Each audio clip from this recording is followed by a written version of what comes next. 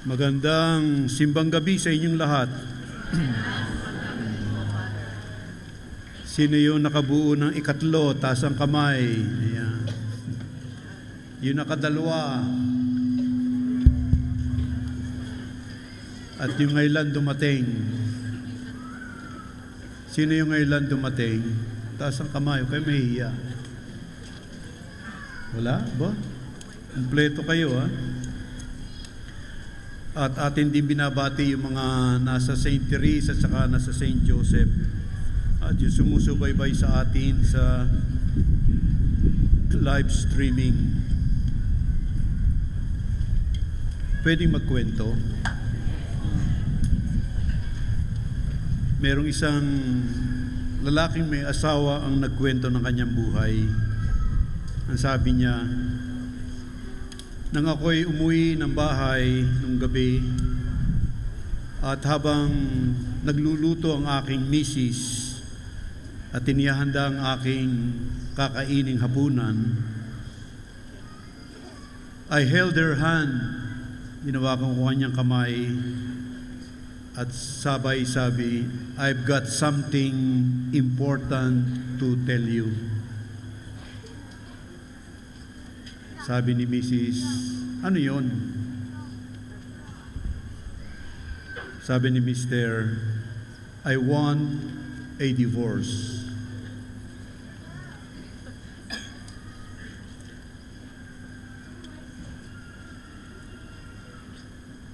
Tahimik na sumagot ang Mrs., bakit?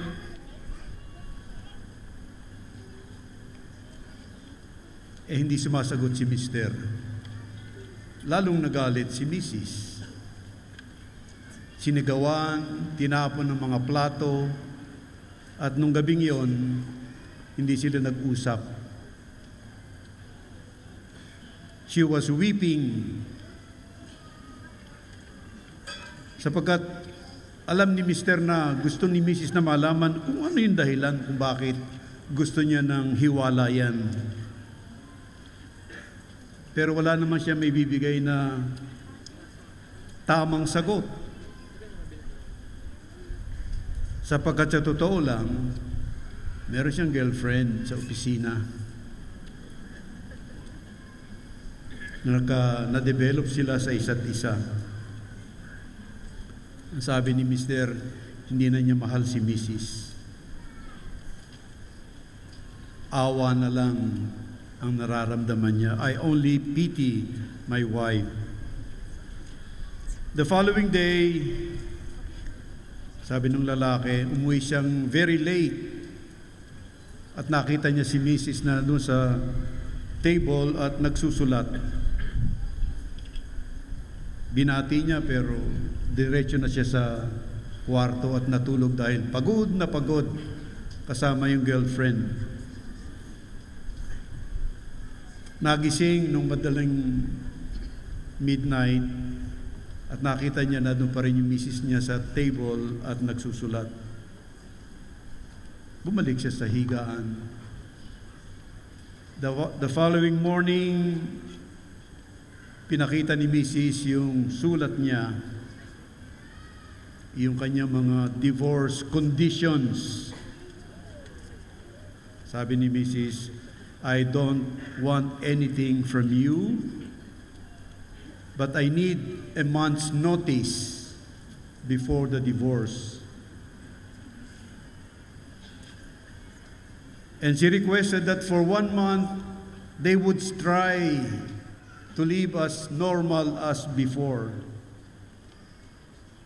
With a simple reason, na yung kanilang only son ay kukuha ng board exam at ayaw niyang maguluhan ang kanyang anak dahil sa kanilang napipintong diborsyo.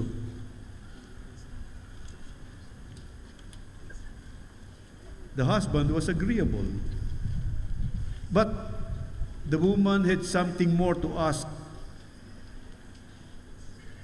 She asked the husband to recall, to remember, to bring back to mind, to memory, how the husband carried her into the bridal room on their wedding day. Pinare-recall kung paano siya binuhat. And she requested that every day for 1 month ay kakargahin niya si Mrs. mula sa kanilang master's bedroom tungo sa front door every morning. The husband thought, she must be crazy. But just to make their last days a bit bearable, he accepted the very, very odd request and demand. At ito'y sinabi niya doon sa kanyang girlfriend, doon sa yung kondisyon ng kanyang asawa about the divorce. Tumawa yung girlfriend. Sabi niya, no matter what tricks your wife tries, she must face the music, and that music is divorce. Ang sabi ni Mr., since nagkaroon siya ng girlfriend, hardly she would touch his wife. Wala silang bodily contact. So on the first day, he carried her in his arms. They were both clumsy, naiilang sa isa't isa. Imagine, di ko na kaano kabigat na si Mrs. Kapayat yan. May sinasabi. At nakita nung kanilang anak, pumalakpak yung anak. Oh, my papa is carrying my mommy. Tuwan-tuwa siya yung kanilang anak. And those words of his son brought pain to his heart. And from the bedroom to the front door, siguro sabi niya mga 10 meters, he was holding his wife in his arms. His wife closed her eyes and told her softly, "Do not tell our son about the divorce. Keep quiet." Tumahimik lang si Mr. The second day, ganun din.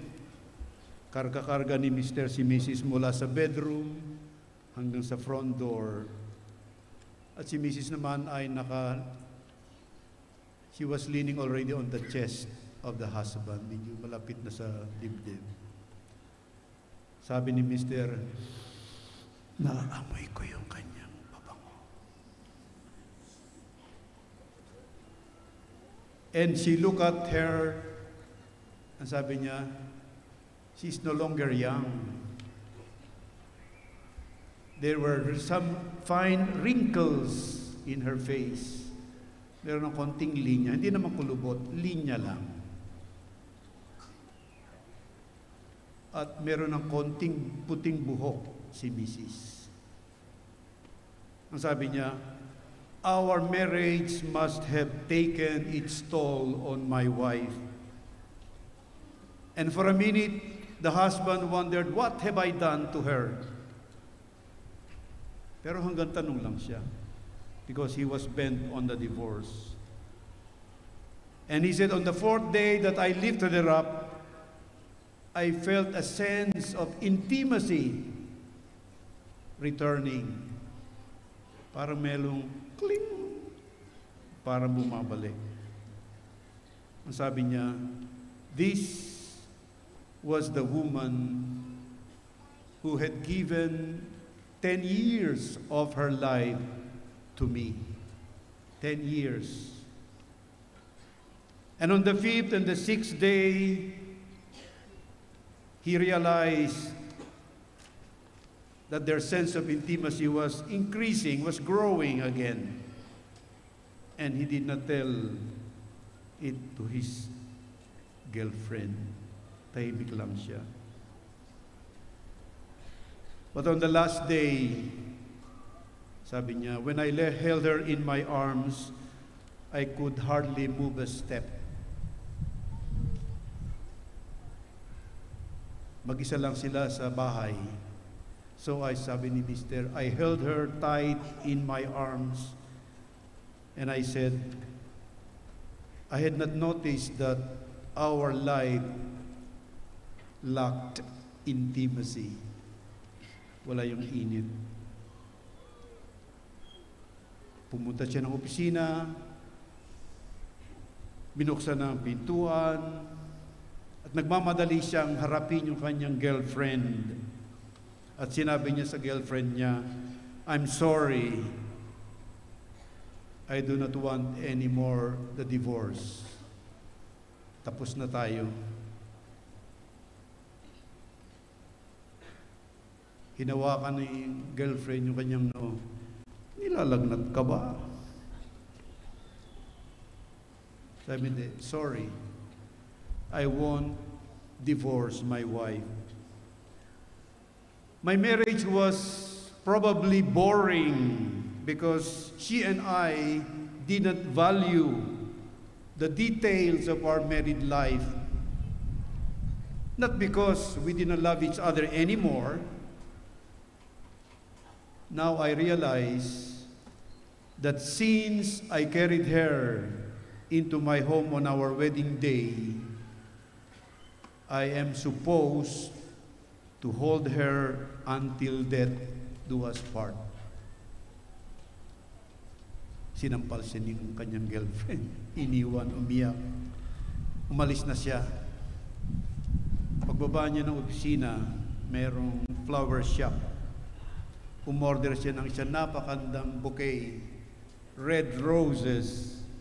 Nasabi niya sa sales girl, please write on the card.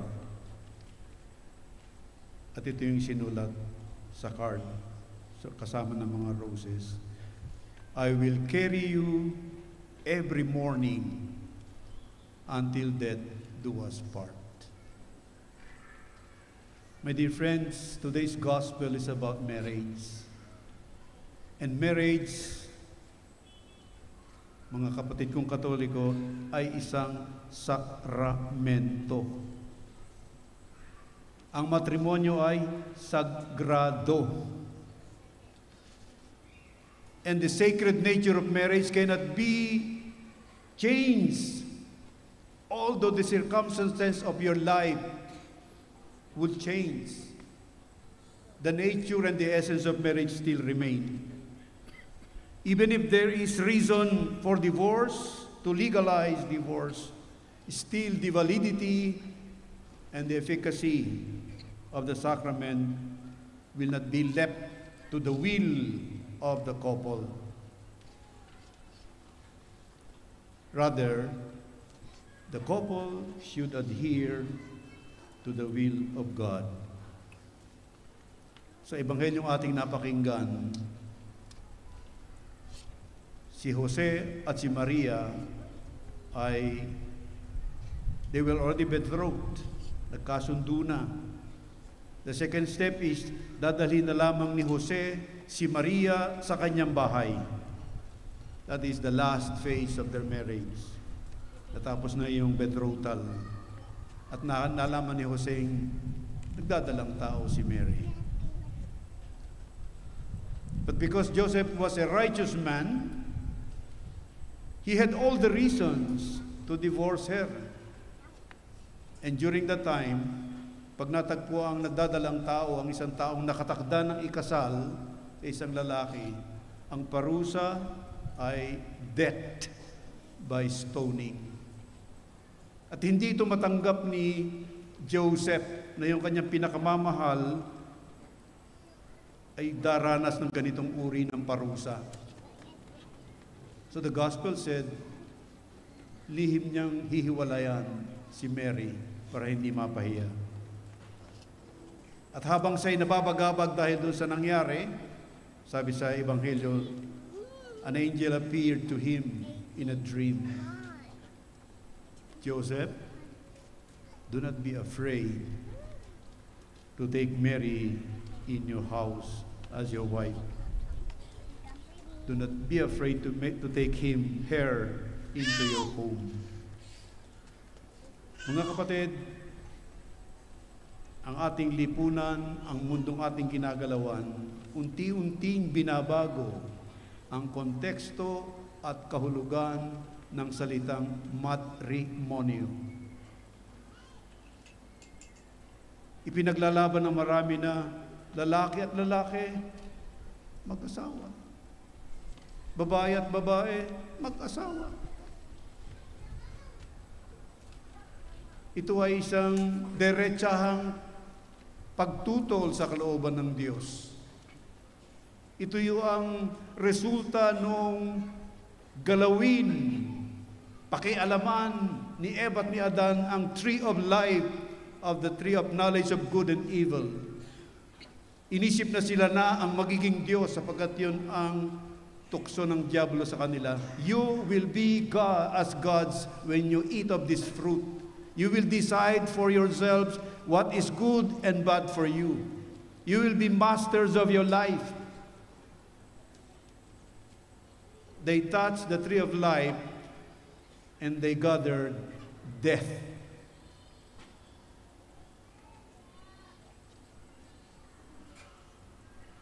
Christmas, Jesus Christ coming as light, and this gospel is coming as light also to all the married couples here present and those of us who are listening to us. Ang Diyos lamang ang magbibigay ng liwanag sa inyong pagsasama. Siya lamang magbibigay ng kahulugan sa inyong pagmamahalan, sa inyong pagsasama. Sapagkat alam natin na maraming pinagdaraanan ng buhay may asawa. Kung ikaw ay umaasang bed of roses from day one to the last day, you are dreaming. Ang reality ay hindi ganon. Dito, tahimik si Jose, pero tahimik niyang ipinaglalaban yung kanyang pagmamahal kay Maria. At ito yung modelong ibinibigay sa atin ngayong gabi sa mga kalalakihan na mayroon ng pananagutan sa buhay. Ipaglaban ninyo ang inyong pamilya. Huwag kayong susuko. Kung meron kayong apostoladong dapat gawin bilang mga Katolikong Kristiyano sa simbahan, ay yung pangalagaan ang inyong pamilya at ipagtanggol ang kasagraduhan ng inyong pagsasama. Sapagkat ang iyong misis ay regalo ng Diyos sa iyo. Regalo. Na pinangakuan mong magiging tapat ka sa Kanya hanggang sa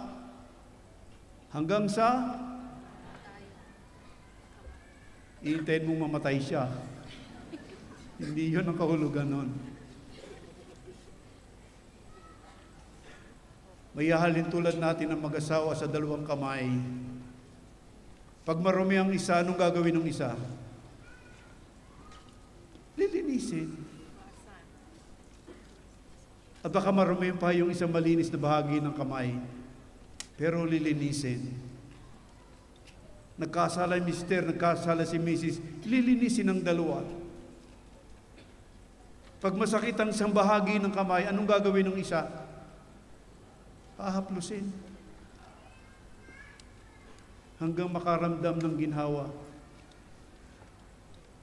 Kung ngayong gabi, kasama mo ang iyong kabiyak sa buhay, hawakan mong kamay. Huwag yung kamay ng iba. Hawakan mo. At sabihin mo sa misis mo, ikaw lamang. Ikaw lamang.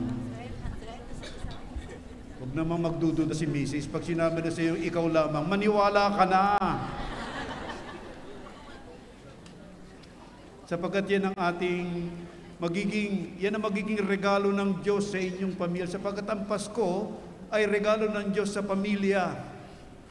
At ang iniintay natin ay kaligayahan na madarama lamang sa pamilya. Because Christmas is a family celebration. Ninais ng Diyos na maging tao at dumaan siya sa pamilya. Pwede siyang si Maria na lang, nagliit mga anak na mag-isa. Pero kinuha niya si Jose dumaan sa pagsubok upang ipakilala sa atin ang kasagraduhan ng pamilya sa mundo.